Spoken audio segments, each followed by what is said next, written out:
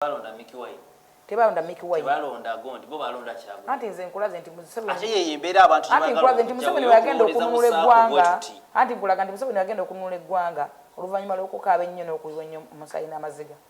Baganda be bamugobera nabo ne batalaafiya ne beewaayo. Owulira muganda wange. Abasajja bajja n'ossale baalwana okulaba ng'eggwanga ne lifuna emirembe gyonna gye mwonoona. Kati gwe emirembe gy'ogamba gye beekalakasaamu wiikizi oke okwata ekipande naawe oyingire wali kyenkubuuza nti Mikiwai wamulabyeko ku street gwe balonda si gwe balonda kati gwayagala okikwata otambule balonda gwe tulaba nga tofumiitiriza gwe yalonda oli gwe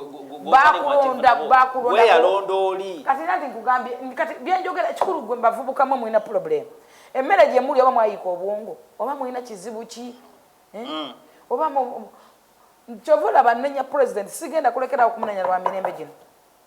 Sigenda kulekerawo giri too much. Kuba tulabanga nkugambe osoma okufumiitiriza.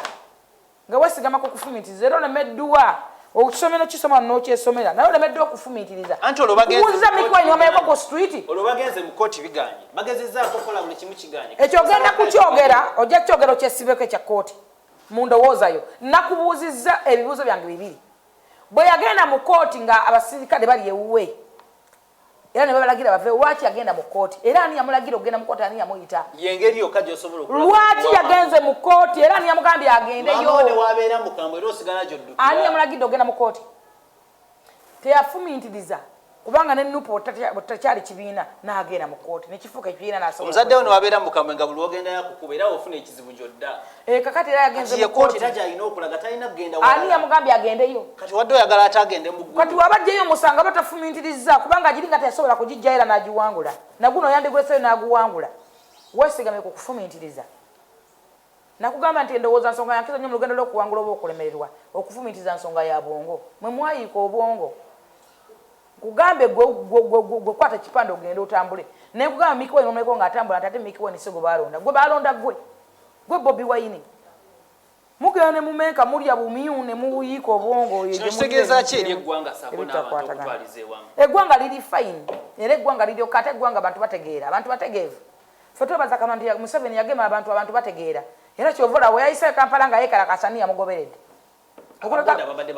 otyo era levo zogedezeze biwulenge gye miwulenge gyali gyegenda kubba abo bannayuganda bali mukola